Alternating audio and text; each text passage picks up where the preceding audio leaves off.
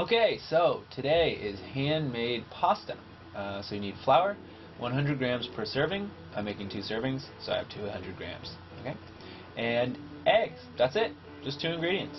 So again, I have 200 grams of flour, so 2 eggs, 2 servings, right? Easy math. So in goes your flour, and some people use semolina flour, and you can get nicer stuff and more authentic, but just any flour. And when you're in a pinch, Okay, now this is how you sift it after the fact. This is a cheat, or you could sift it. So I just want to make it look pretty. You don't want clumps in the dough. So, all right, in with the eggs.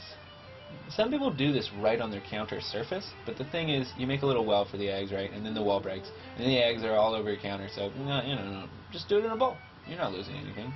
So mix it up, and then start to bring it in from the sides on the wall. But eventually, you can't use a whisk. It's too, you got to use your hands. You got to get dirty. So get in there, and kind of just bring the flour around.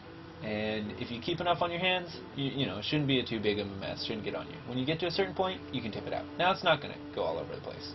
The egg's already in there. So get rid of the bowl.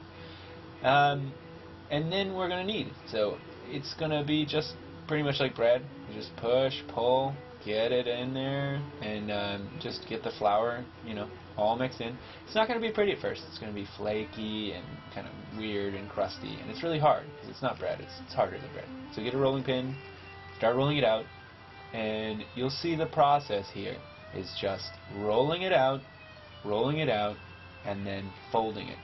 So fold it again, then roll it. So there's this process. You just roll it out, then fold it in half, roll it again. I mean, you're going to do this how many times? I don't know, 5 or 7 times. The answer is until it looks pretty. Each time it looks a little bit more like pasta, looks a little bit nicer, the color's a little bit richer, and there's less, flakes. So you just want to just keep going with it, and just in half. Now the other thing, you could use one of these wooden rolling pins. Those work too. They're nice. And the same thing. Fold it in half, roll it out.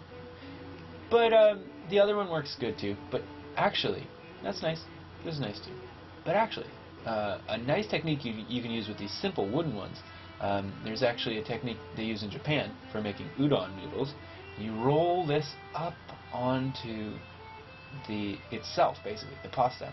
And then what you're going to do is, using a rocking motion, you push down, but also kind of pull out to the side. So you're rocking down and then pulling out to the sides, like that. Okay? So rocking and pulling out. It's kind of at the same time. So rocking while pulling out, rocking while pulling out. What this does, it makes the noodles really thin, pulls the pasta dough really out, stretches it, and you can get it really thin and really smooth very quickly. So that's a good way to do that. Do that a couple times, and you'll get this really nice looking dough right like this. Don't worry about the shape. It doesn't have to be a perfect square. It's Australia is kind of what it looks like. But hey, anything. So just get it really smooth. The texture is kind of silky. Looks yellow. It looks like that. Now you can fold it on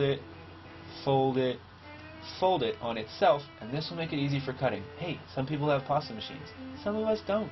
If you're in a pinch, we want to do it with no special tools, just to prove that we can. So we're just going to cut this with a knife. Cut it carefully. You can choose the size of your noodles, but you want them to all be the same size. So just make sure you're cutting very carefully. So just cut with your knife. Get your fingers out of there, of course.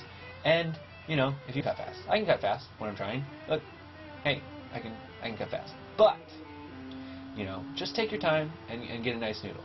And if you wanted an even thinner noodle, fine, cut it thinner. That's good. We went with a pretty thick noodle, and when we boil it, it's going to get even thicker. So these are pretty huge noodles, but everyone has their preference. So you're going to have to pull each of these out, string them all out, and then kind of just dredge them in a little bit of flour, not a lot, just a little bit, so they don't stick together. So now you can just kind of bundle them up, and they're not going to stick together, so you're not worried. Look, it's nice pasta. Okay, so usually pasta is dried. So you can dry out pasta and then it'll keep, indefinitely. It's invincible.